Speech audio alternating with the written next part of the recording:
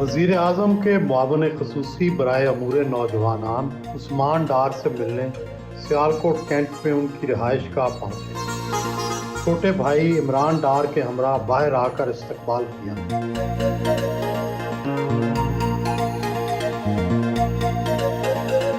सियालकोट के मुमताज़ सनतकार इम्तियाज़ुद्दीन डार के साहबजादे हैं। सनत से सियासत में पैसे कमाने आए हैं या पैसे लगाने? बड़ा मुश्किल सवाल किया आपने। मैं समझता हूँ कि शायद मैं पाकिस्तान के उन चंद सियासतदानों में से हूँ जो सियासत में आके जिनके असासे कम हुए हैं। नॉर्मली तासुर यही है कि सियासत में आके पॉलिटिक्स में सियासतदान के असासे ऊपर जाते हैं। चूँकि मैं अपने अदारे का मार्केटिंग डायरेक्टर था, सारी सेल्स मैं खुद देखता था, तो आसान फ़ैसला नहीं था, क्योंकि मेरा किसी भी सियासी जमात से कोई वाबस्तगी नहीं थी। मेरे वालिद साहब, मेरे बड़े भाई उमर डार ज़रूर पॉलिटिक्स में थे, लेकिन सियालकोट के लिए, मुल्क के लिए, लोगों के लिए, अवाम के लिए यही सोचा जब तक हम खुद नहीं आगे बढ़ेंगे शायद उस तरह से निज़ाम में बेहतरी जो हम सोचते हैं, जो आम आदमी सोचता है, वो लाना मुश्किल है। वज़ीर आज़म इमरान खान के मुआवन ख़ुसूसी बराए नौजवानान हैं, ख़ुद भी अभी नौजवान हैं। जवानों के लिए ऐसा क्या ख़ास कर रहे हैं जिस पर फ़ख्र कर सकें? कामयाब जवान programme prime minister Imran Khan साहब का हमारी हुकूमत का नौजवानों के लिए फ्लैगशिप प्रोग्राम है। मुझे इस बात का फ़ख्र है, पाकिस्तान की 72-73 साल तारीख़ में अगर हम नज़र दोहराएं, जो भी हुकूमत आई हो, किसी भी हुकूमत ने, किसी भी वज़ीर आज़म ने पाकिस्तान के नौजवानों पे इस तरह एतमाद नहीं किया जो प्राइम मिनिस्टर इमरान खान ने किया है। 10 लाख तक हम नौजवानों को आसान शराइत पर क्लीन लैंडिंग, बग़ैर किसी सिक्योरिटी के, कोलेट्रल के अपना कारोबार शुरू करने के लिए पैसे दे रहे हैं, और अब हम इसको इन्हेंस करने जा रहे हैं 20 लाख तक। अब तक कितने नौजवान कर्जा ले चुके हैं? 10,000 नौजवान अपने कारोबार शुरू कर चुके हैं और अल्हम्दुलिल्लाह 8.5 अरब रुपये उनमें तकसीम कर चुके हैं। 100 अरब रुपये का ये प्रोजेक्ट है, और कामयाब जवान का जो कोर मिशन है सुहेल साहब, वो है जॉब क्रिएशन, मुल्क में रोज़गार पैदा करना थ्रू कारोबार। जो हमारे पढ़े लिखे नौजवान हैं, जिनके पास हुनर है, स्किल है, लेकिन वसाइल नहीं है। अगर आप अपने बैंक्स के ऊपर नज़र दोहराएं, पाकिस्तान में तकरीबन जो मौजूदा स्टैटिस्टिक्स हैं 50 लाख SMEs हैं, लेकिन उनमें से सिर्फ 1 लाख SMEs को, जो छोटे और दरमियाना कारोबार करने वाले लोग हैं, उन्हें पैसे मिल सके हैं। पढ़ा लिखा तबका नौजवानों का, या जिनके पास सिर्फ हुनर है, ज़रूरी नहीं कि आपके पास डिग्री होनी चाहिए, तजर्बा होना चाहिए, स्किल होनी चाहिए, हर उस नौजवान तक हमारी पहुंचने की कोशिश है। 1 लाख से ले के 5 करोड़ रुपए तक इंशाल्लाह ताला वज़ीर आज़म इमरान खान नौजवानों को दे रहे हैं और देने जा रहे हैं। आपका सियासी कैरियर बहुत दिलचस्प रहा। आखिरी इलेक्शन यानी 2018 के इलेक्शन में तो आप ख्वाजा आसिफ के मुकाबले में सिर्फ 1300-1400 वोट से हारे। क्या हरबा इस्तेमाल किया था कि इतने ज़्यादा वोट ले लिए? देखिए, एक तो मैं इलेक्शन जो 2013 का था, वो हारने के बाद अपने लोगों में ही रहा, और जिस हद तक मुमकिन था कोशिश की कि उनके मसाइल की निशानदेही करूं, अपोजिशन में रहते हुए सियालकोट में आवाज़ उठाऊं। मेरी फैमिली की ज़रूर एक पॉलिटिकल हिस्ट्री है सियालकोट में। मेरे वालिद यहाँ डिप्टी मेयर भी रहे हैं, फिर आज़ाद तहसील नाज़म भी बने यहाँ, वो भी एक कंट्रीब्यूशन थी शहर के लिए। लेकिन हार जीत तो इलेक्शन का हिस्सा है।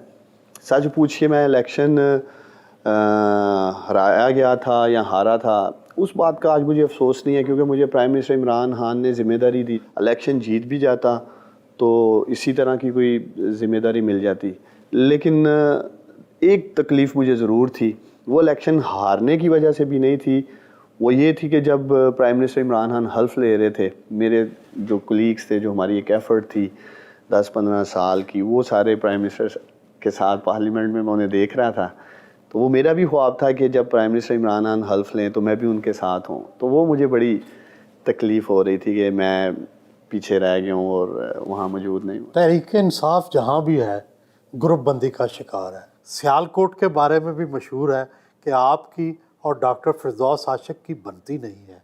क्या वाकई ऐसा है?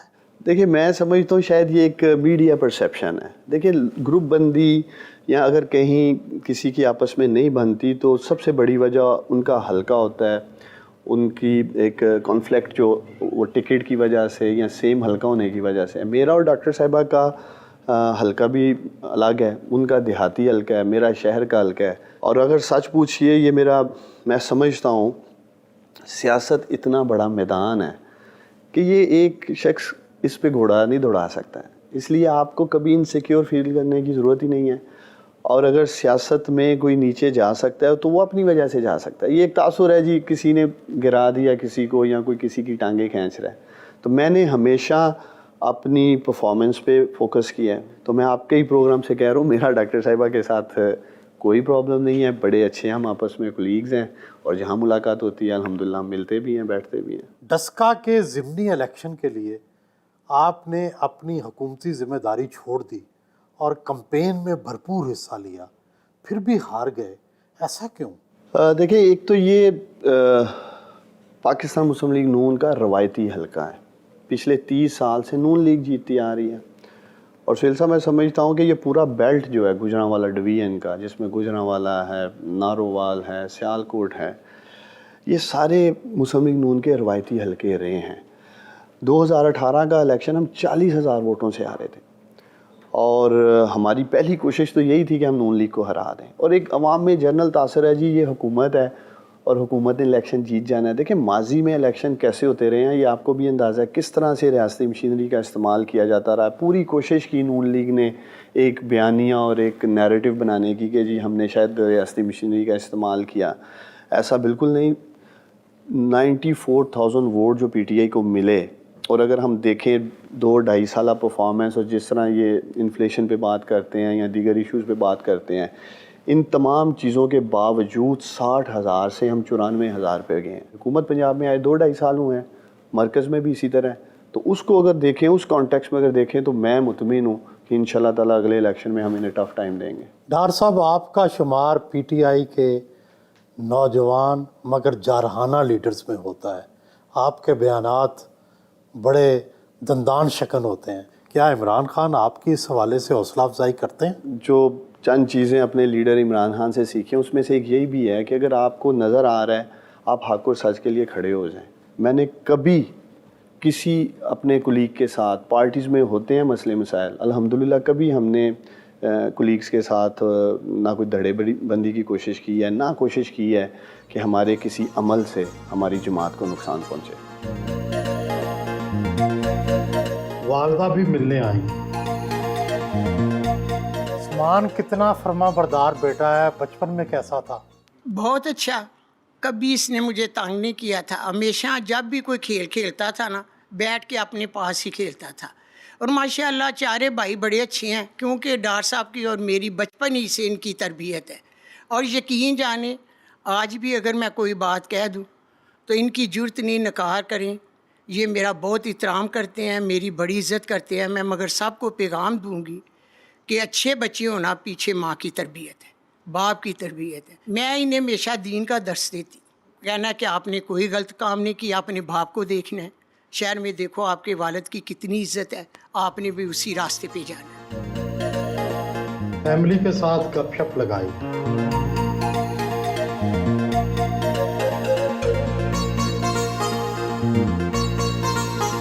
دوپہر کا کھانا فیملی کے ہمراہ کھایا.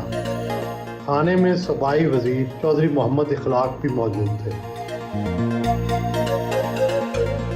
ڈار صاحب کی سب سے اچھی چیز کیا ہے اور کون سی چیز ہے جس پہ آپ کو اختلاف رہتا ہے؟ یہ رشتوں کے ساتھ بہت مخلص ہیں, اور ہر رشتے کی, ہر کام کی جو ان کے لیے اہمیت رکھتا ہے اس کو بہت اچھی طرح پہچانتے ہیں. لڑائی کن باتوں پر ہوتی ہے؟ کبھی کبھی ان کی مصروفیت ایسی ہو جاتی ہے کہ مطلب 20 دن 25 دن مہینہ یہ بالکل کام میں بیزی ہو جاتے ہیں.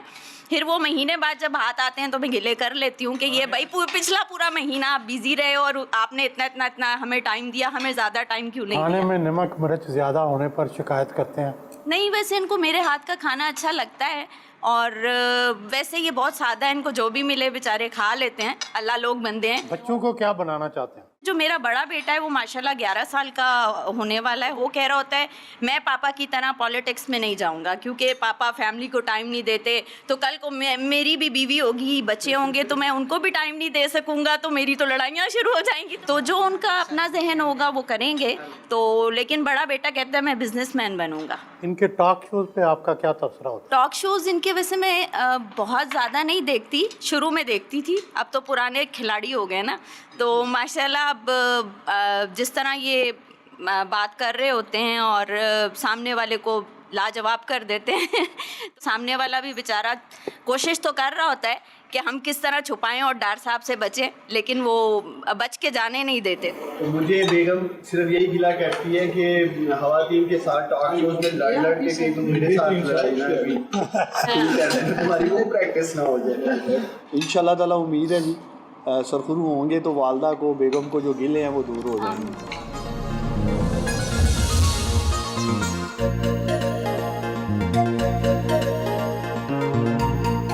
घर से रवाना हुए।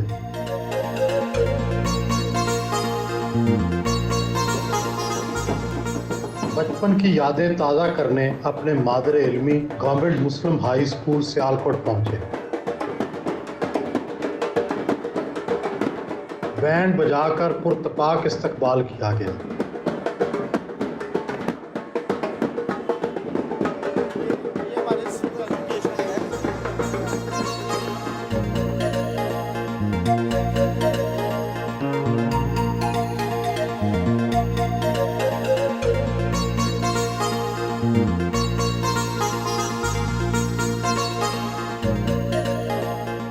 अपने पुराने असातिज़ा से मुलाकात की। ओल्ड स्टूडेंट एसोसिएशन की हल्फ बर्दारी तकरीब में शिरकत की।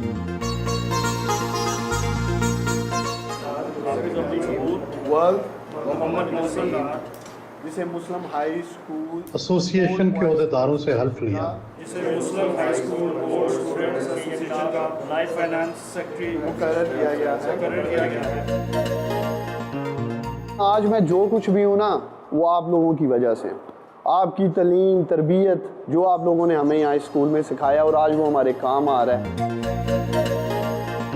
ग्रुप फोटो बनाई। डिस्ट्रिक्ट एजुकेशन डिपार्टमेंट के स्टाफ से मीटिंग की।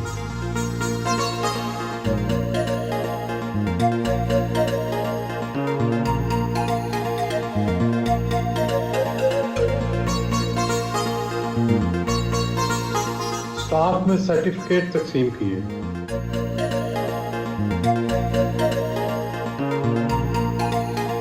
गवर्नमेंट स्कूल से तालीम हासिल की, मार भी खाई होगी।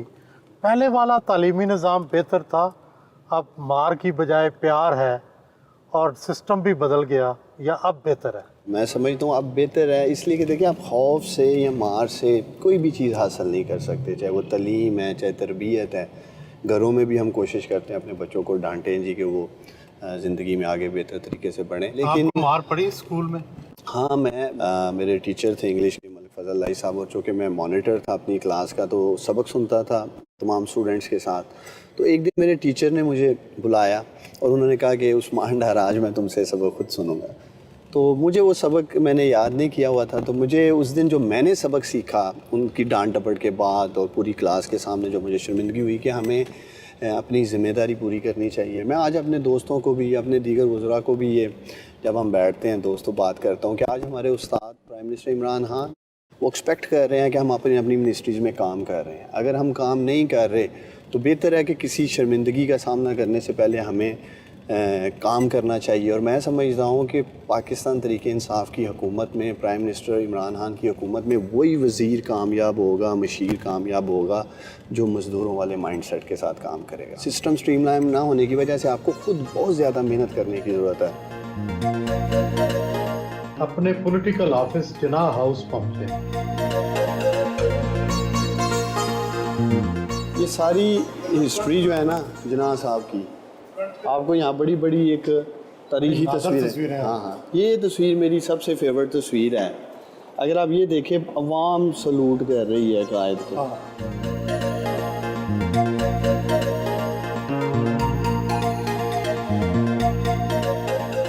हर तरफ कायद आज़म की तस्वीर, शहर सियालकोट में आपके सियासी डेरे का नाम डार हाउस की बजाय जना हाउस क्यों है? देखिए, मुझे इस बात पे फ़ख्र है कि मैं एक ऐसे अजीम बाप का बेटा हूँ जिन्होंने कायद आज़म के साथ अपनी वालहाना मोहब्बत का इजहार सियालकोट में जना हाउस की शक्ल में कायम करके किया। कहने को तो ये हमारा पॉलिटिकल सेक्रेटरीट है, लेकिन हम यहाँ से सोशल वेलफेयर के भी काम करते हैं। जिस तरह से यहाँ लोग बैठे हैं और हमारे पास आए हैं अपने कामों की दाद रसी के लिए, तो हमारी कोशिश ये है, प्राइम मिनिस्टर इमरान खान साहब का जो विज़न है कि अदारों को दुरुस्त करें, लोग अपने मसाइल उस तरफ हल करने जाएं और यहाँ हम अपने पार्टी वर्कर्स के साथ पार्टी के हवाले से काम करें, गपशप लगाएं, वर्कर्स को मिलें। तो हम उस पर भी सियालकोट में काम कर रहे हैं। हल्के के अवाम के मसाइल सुने।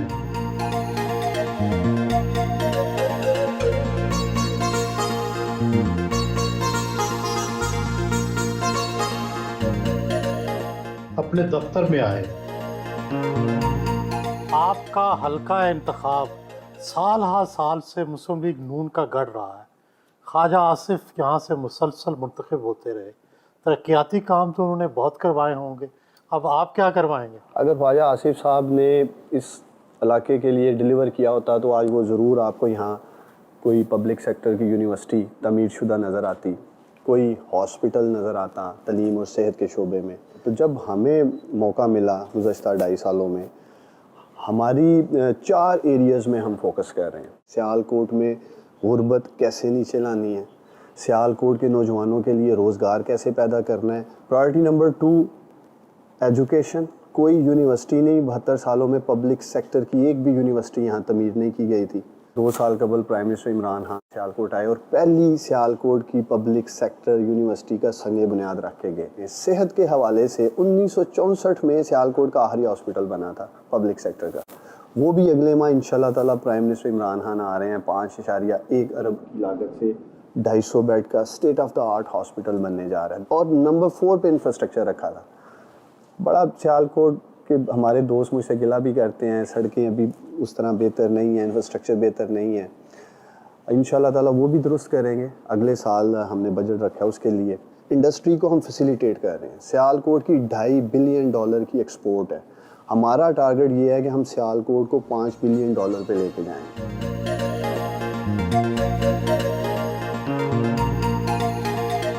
ना सायरन का शोर, ना प्रोटोकॉल की हाव हुकार। क्या आप सरकारी गाड़ी और प्रोटोकॉल नहीं लेते? देखिए, मैं जब का मैंने ज़िम्मेदारियाँ संभाली हैं और मुझे खुशी है, ना ही मैंने किसी किस्म की तनख्वाह ली है सरकार के ख़जाने से, ना ही कोई गाड़ी, ना ही कोई TAD है, झंडा भी नहीं लगाते? कोई झंडा भी नहीं लगाया, ना प्रोटोकॉल। मैं समझता हूँ जिन चीज़ों के बगैर हम रह सकते हैं और जो चीज़ें ज़रूरी नहीं हैं शायद उनकी आप बात कर रहे हैं परफॉर्मेंस के लिए, काम के लिए। और हमेशा से मेरी एक सोच रही है, 30-40 हज़ार अरब के बोझ तले दबा कर्ज़ों के ये हमारा मुल्क, सच पूछिए ज़मीर ही इजाज़त नहीं देता कि हम अपने माहाना लाखों रुपए के खर्चे अगर हम अफोर्ड कर सकते हैं हम कौमी ख़जाने पे डालें। और गुज़श्ता 2.5 सालों में अल्लाह ताला का शुक्र है मेरे नाम का एक भी वोचर सरकारी ख़जाने से नहीं कटा। तो ये सब कुछ अपने लीडर इमरान खान से सीखा है। ज़ेरे तामीर government college women university Sialkot का दौरा करने पहुंचे। Vice chancellor professor doctor Rukhsana Kausar ने इस्तकबाल किया।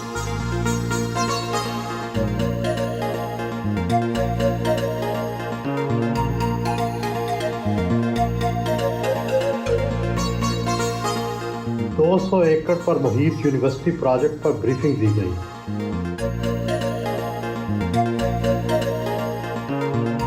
नौजवानों की तरक्की में करते हैं अदा किरदार उस्मान डार।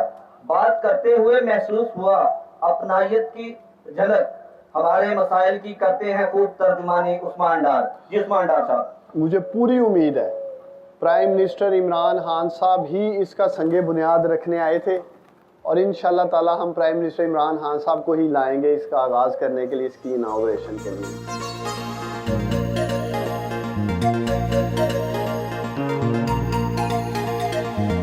यूनिवर्सिटी की ग्राउंड में दरख्त लगाकर शजरकारी मुहिम में हिस्सा लिया।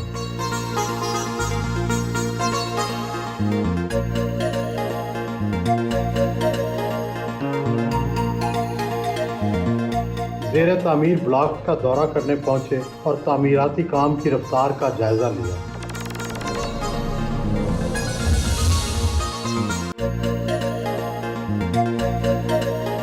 غصہ کن باتوں پر آتا ہے اور خوش کن باتوں پر ہوتے ہیں؟ دیکھیں، خوشی مجھے ملتی ہے جب 10,000 نوجوان اپنا کاروبار شروع کر چکے ہیں اور اس کے وسیلے سے ہزاروں لوگوں کو روزگار ملا ہے، تو یہ ایک روحانی خوشی ہے۔ اور غصہ مجھے آتا ہے، سچ مانیے، جب میں دیکھتا ہوں بالخصوص اپوزیشن کے، جب میں لوگوں کے ساتھ ٹاک شوز میں بیٹھتا ہوں، وہ دیکھتے ہیں کس طرح سے وہ اپنی لیڈرشپ کا دفاع کرتے ہیں، بہت سارے اوپن اینڈ شٹ کیسز کے اوپر جو صاف نظر آ رہے ہیں یہاں معاملات ہیں، اور پھر مجھے کہہ لیں کہ عجیب طرح کی بے چینی ہوتی ہے کہ آج بھی یہ لوگ نہیں سمجھتے کہ ہمارا ملک نیچے جا رہا ہے۔ کس طرح کا حسن پسند ہے؟ میں سمجھتا ہوں کہ جو انسان کے اندر کی خوبصورتی ہے، میں اس سے پیار کرنے والا شخص ہوں، اور یہی وجہ ہے کہ میں نے ہمیشہ لوگوں کو ایک پازیٹیو اور بینیفٹ آف ڈاؤٹ دیا۔ اگر مجھے کسی نے نقصان پہنچایا بھی ہے تو میں یہ سب دیکھتا ہوں یا اس انسان کی اندر کی خوبصورتی کس طرح کی ہے، وہ ہلاک کا کتنا خوبصورت شخص ہے۔ ظاہری حسن، کسی کے بال، کسی کے ناک، کسی کے ہونٹ، یہ پسند نہیں ہے؟ شادی جو ہے وہ میری پسند کی شادی بھی تھی، اور میں خوش بھی ہوں۔ میری بیگم وہ خاتون ہیں جنہیں میں نے پسند کیا، اور وہ میری شریک حیات ہیں، تو ان کے بعد تو ایسا جب نہیں کبھی ایسا موقع ملا کہ میں سوچوں کہ کس کو دیکھنا ہے اور کیا کہنا ہے۔ ڈاکٹر صاحب، آپ خود صنعت کار ہیں، تو کیا وزیر بن کر کوئی اپنی صنعت کاری میں مزید اضافہ کر رہے ہیں؟ اپنی دولت کتنی کا آپ کا خرچہ ہے، اس میں کتنا اضافہ ہو رہا ہے؟ دیکھیں، میں یوتھ افیئرس کو دیکھ رہا ہوں، ایز سچ ہمارا ایکسپورٹ کا بزنس ہے، تو اس میں تو کوئی کانفلکٹ آف انٹرسٹ نہیں ہے۔ میرے ذاتی کاروبار کو ضرور نقصان ہوا میرا سیاست میں جانے سے، چونکہ میں سارا مارکیٹنگ کو دیکھ رہا تھا، مینیجنگ ڈائریکٹر بھی ہوں میں اپنے ادارے کا۔ اوور آل اثاثوں کی بات کروں تو وہ زندگی میں کم ہی ہوئے ہوں گے بڑھنے کی بجائے۔ میں آپ کے ذاتی اخراجات کتنے ہیں؟ اور ظاہر ہے وہ تو پھر آپ اپنے گھر والوں سے لیتے ہوں گے، بھائیوں سے؟ نہیں، میں بڑی ایک نارمل لائف گزارتا ہوں، ایز سچ میرے کوئی ذاتی اس طرح کے اخراجات نہیں ہیں جو میری آمدن سے زیادہ ہوں اور انہیں پورا کرنے کے لیے مجھے کوئی غلط کام کرنا پڑے۔ اور مجھے خوشی ہے پالیٹکس میں اور بالخصوص حکومت میں آ کر میں اس سٹیج سے گزر چکا ہوں جہاں ایمان ڈولتے ہیں پیسے پکڑنے کے لیے، سودے کرنے کے لیے۔ اور میں آپ کو، جو آپ کے ناظرین ہیں، انہیں بتانا چاہتا ہوں کہ 2-3 ایسے موقع آئے جس میں مجھے $500,000 رولیکس کی گھڑیاں تک آفر ہوئی ہیں کہ یہ ہمارا رشوت کے طور پر؟ ہاں جی، کہ ہمارا یہ کام کروا دیں۔ یہ کرونا پینڈیمک میں 1-2 لوگ آگے، جی ہمارا نام ڈلوا دیں، یہ ٹیسٹ والے جو اوورسیز باہر جانے والے ہیں، آپ کو اتنے پیسے پر ٹیسٹ دے دیں گے۔ کئی کالونیوں کے لیے آفریں ہو چکی ہیں کہ آپ صرف کالونی میں ہمارے ساتھ پارٹنر آ جائیں، کوئی انویسٹمنٹ کی ضرورت نہیں ہے، تو باقی معاملات آپ نے۔ تو اس سٹیج سے الحمدللہ مجھے خوشی ہے، میں آج گزر چکا ہوں۔ اور یہ سب کچھ گھر سے بھی تربیت تھی، والد صاحب کو بھی ہم نے دیکھا۔ میرے والد جب تحصیل ناظم تھے تو میں نے اپنی آنکھوں سے والد صاحب کو گھر سے چائے کی پتی لے جاتے دیکھا۔ ڈاکٹر صاحب، ماہانہ خرچہ کتنا ہے اور کہاں سے پورا کرتے ہیں؟ مجھے ویس صاحب ایک تنخواہ ملتی ہے میری کمپنی سے، جہاں میں ایز اے مینیجنگ ڈائریکٹر کام کرتا ہوں، اور 1-2 جگہوں سے ہمیں رینٹ آ جاتا ہے چاروں بھائیوں کو، وہ ہم آپس میں تقسیم کر لیتے ہیں۔ آپ کہہ سکتے ہیں تقریباً 10 سے 12 لاکھ روپیہ مہینہ ایک سلسلہ ہے آنے کا۔ پھر اسی کو مد نظر رکھتے ہوئے گھر کے خرچے رکھے ہوئے ہیں۔ کچھ چیزیں ایسی ہیں جو ہمیں کمپنی کی طرف سے بھی سپورٹ ہے، جیسے میں باہر ٹریول کرتا ہوں، چونکہ مارکیٹنگ کے لیے باہر آنا جانا بھی ہوتا تھا، اس طرح سے ہمیں کمپنی سے بھی سپورٹ مل جاتی ہے۔ بہت پورا میں روڈ کا افتتاح کرنے پہنچے۔ یادگاری تختی پر سب سے زیادہ ٹیکس ادا کرنے والے کا نام درج کروایا گیا ہے۔ میاں صاحب، یہاں پر سیالکوٹ میں ایک عجیب روایت شروع کی گئی ہے کہ گلی محلوں کا جو افتتاح ہے، سڑکوں کا افتتاح ہے، وہاں پر بجائے سیاستدانوں یا کونسلروں کے ناموں کے ٹیکس پیئرز کے نام جو ہیں وہ لکھے جا رہے ہیں۔ آپ بھی آج افتتاح کیا ہے، آپ کا نام ٹیکس پیئر کے طور پہ لکھا گیا ہے، یہ کیسی روایت ہے؟ अगर हर बंदा, हर सियासतदान जो आवाम की खिदमत करना चाहता है वो इसी डगर पे चले तो वो लोग जो टैक्स देते हैं उनके लिए एक नया बलबला पैदा होगा। आवाम के पैसे होते हैं, अगर आवाम के पैसे आवाम की इस्तेमाल करने वाली सड़कों, गलियों, नालियों में लगें तो मेरा ख्याल है उनका ज़्यादा हक है जो लोग ज़्यादा टैक्स गुजार हैं। और मैं समझता हूँ कि उस्मान डार साहब ने इस इलाके में, इस शहर में एक नई रीत डाली है और दूसरे क्योंकि हर सियासतदान यही चाहता है कि उसकी तख्ती जो है वो लगे, जब दूसरी गवर्नमेंट आती है तो वो उसको बदल देती है। मैं शुक्रगुजार हूँ उस्मान डार साहब का, उन्होंने रीत डाली है और इंशाल्लाह ताला ये रीत दूसरे इलाके में रहने वाले या दूसरे इलाकों के सियासतदान में इंशाल्लाह अपनाएंगे।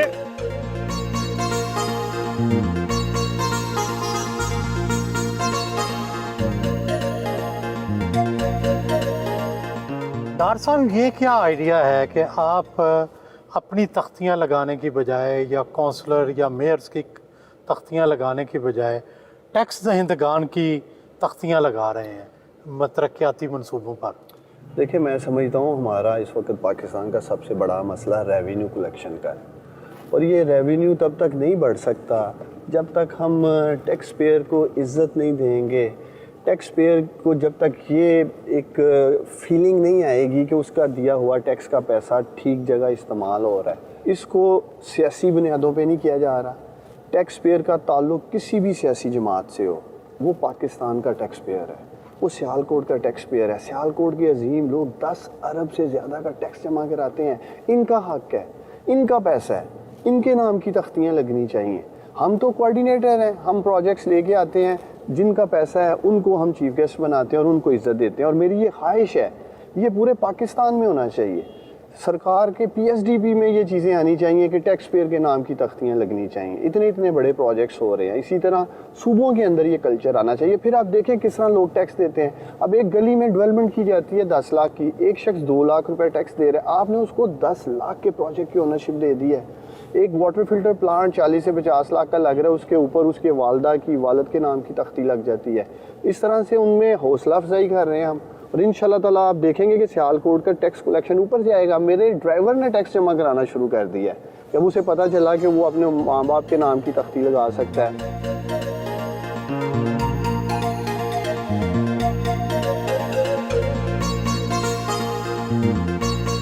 अपनी लेदर फैक्ट्री आए,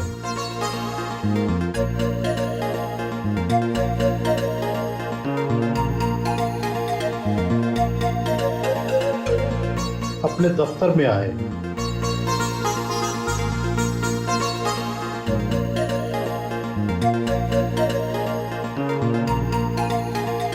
दफ्तरी अमूर निपटाए,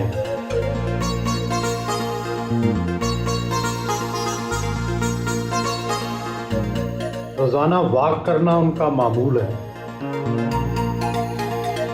क्रिकेट का खासा शौक रखते हैं, फैक्ट्री से मुल्हक क्रिकेट ग्राउंड बना रखी है।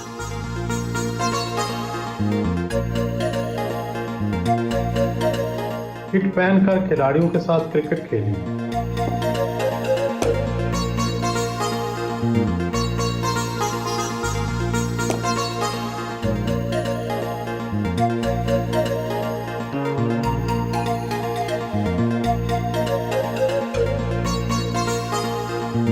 फैक्ट्री के अंदर ही स्पोर्ट्स कॉम्प्लेक्स भी है।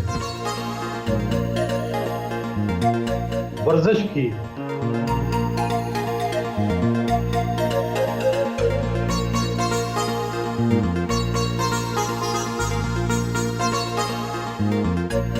स्नूकर शौक से खेलते हैं।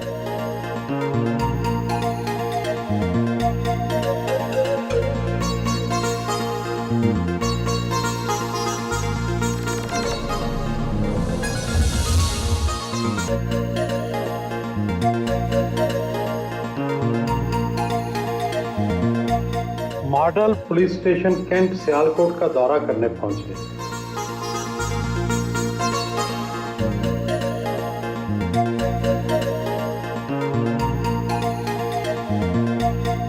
थानों का स्टाइल बड़ा मुनफरिद है, ऐसे लग रहा है कोई होटल की लॉबी है। ये कैसे तब्दीली आई है? ये गवर्नमेंट ऑफ पाकिस्तान का विजन था प्राइम मिनिस्टर साहब का, जिस पे 4 जनवरी 2020 को इसका बाकायदा इफ्तिताह किया गया कि लोगों को, सियालकोट के लोगों को सहूलत देने के लिए एक स्पेशल मॉडल पुलिस स्टेशन का जो है वो ऐलान किया गया। इसके अंदर हम लोगों को फर्स्ट हैंड फौरी तौर पे जो भी इनके साथ हमारे पास एंटर होता है, उसके बाद हमारे पास एक फ्रंट डेस्क बना हुआ है जिस पे उसकी एप्लीकेशन को हम एंटरटेन करते हैं, और जो मुकदमा दर्ज होने वाला हो, कॉग्निजेबल ऑफेंस हो, उसका मुकदमा हम फौरी तौर पर दर्ज कर देते हैं। और जो लोगों के दरमियान छोटे बड़े लड़ाई झगड़े, उसके लिए हमने रिकॉन्सिलेशन कमेटी का एक रूम बनाया हुआ है जिसमें वो फौरी तौर पर उसकी तरफ भेज दिया जाता है और वहाँ लोगों के दरमियान मसालत करवा दी जाती है। सियालकोट सिटी में जो NH-73 का हमारा हल्का है ना, उसमें ये 5 थाने हमने रीमॉडल कर दिए हैं, 2 अंडर कंस्ट्रक्शन हैं। और सबसे बड़ी बात बड़ाई साहब ये है कि इस रीमॉडलिंग में हुकूमत पंजाब का या फेडरल गवर्नमेंट की एक पैनी हमने ली। ये हमारे सियालकोट की, सन ऑफ सियालकोट की, एक हमारी उस्मान डार साहब की कोविश से एक हमारा ग्रुप है बिजनेसमैन का, वो हम सब खुद इसमें फ़ंड जनरेट करते हैं। एक पैसा गवर्नमेंट का स्पेंड नहीं किया इस पर।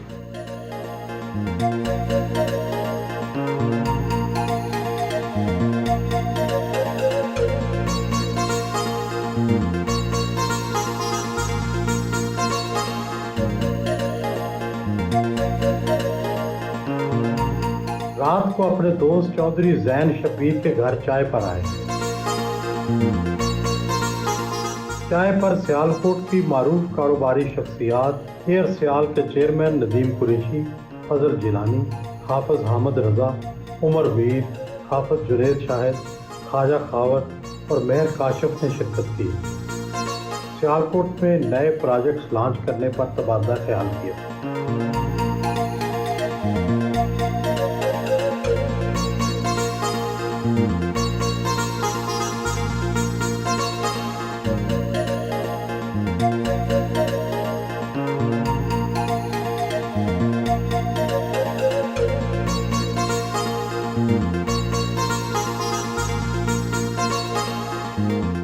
फैक्ट्री के प्रोडक्शन यूनिट का दौरा किया।